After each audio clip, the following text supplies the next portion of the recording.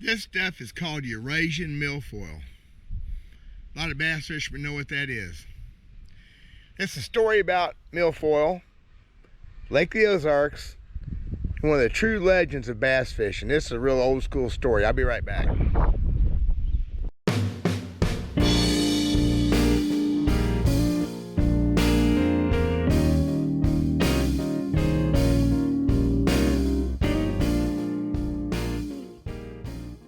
So here's the story about what that grass has to do with Lake of the Ozarks and Guido Hibdon. I was there for this story, so this is all hearsay, but if I miss a detail, it won't matter. It's my story. In the late 70s, Guido was over where I got that milfoil, the same spring, same creek, and he said to his brother, hey, this will look good in Lake of the Ozarks, this milfoil grass. Guido packed some over here and dumped probably right here at this ramp. Different ramp now, but probably right where I'm at right now, I imagine. By the early 80s, Eurasian milfoil had just darn near took over this arm of Lake Ozarks and the North Shore. So, 16 miles of lake. And I loved it.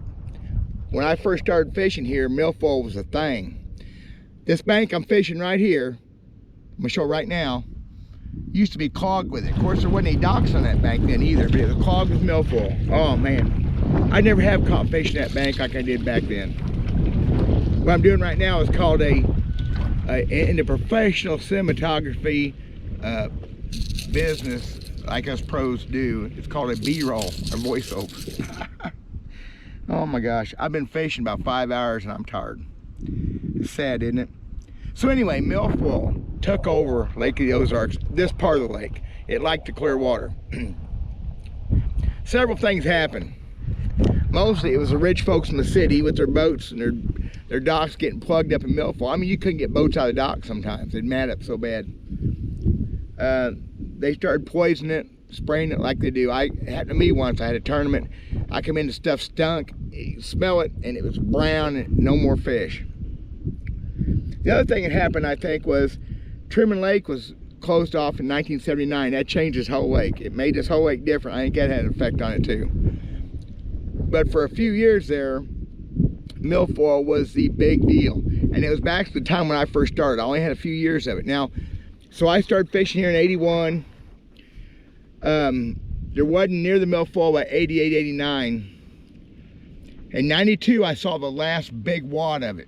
There was a cove on the North Shore, just bank to bank with big old thick mats of milfoil, docks locked in with milfoil, and none anywhere else. I don't know what made that happen. In about 1997 or 8, June one year, I was catching fish on a buzzbait. I was back in the back of the creek. There was one big strand of milfoil come up from 6-8 foot of water and bloomed down on top, had a big cover. I see that little buzzbait past that, caught 6-pound bass. That's the last milfoil I ever saw in this lake. That little spring over there still got a milfoil in it.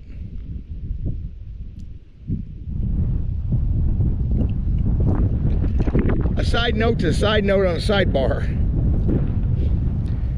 I grew up fishing this 115-acre lake. Lord willing, you'll see me fishing some this year. It ain't good as it used to be. But in 1981 or so, I was at a trap shoot with an old friend of mine up north Missouri. We were coming back and there was a bar ditch down the side of the road by the Grand River. It was full of lily pads. I had him pull over. We had a 5-gallon bucket. I went down and reached my hand down in the mud and I pulled up 5 of those lily pad bulbs. I thought my lake could use lily pads. I'll try to find a clip put in here now. It was a success. People hate them lily pads because people aren't very bright. It's all that lake's got going for it. They have kind of take over. Now, it's been a long time ago. There was none to be seen in 82, but 83, the lily pads were there. One spot filled up with them. Now it's full of lily pads. Great habitat. Lake's so shallow and stuff. There's nowhere else for the fish to hide. People ought to be happy about it. But I've heard They want to take the lily pads out. Conservation Department's going to figure out how to get rid of them. What a bunch of idiots if that happens. It's like grass in this lake. Yeah, it gets in people's docks and is evasive in that way. Invasive. Evasive is what I'm going to do when I get to work on tackle here. Man. Me and Geet did the same thing with that. I think that's awesome. Kind of not afraid to take things in our own hands, do what we wanted to do, and make it better. I made that lake better. For a while, Geet made this lake better. And we are lesser of a people around here for him being gone.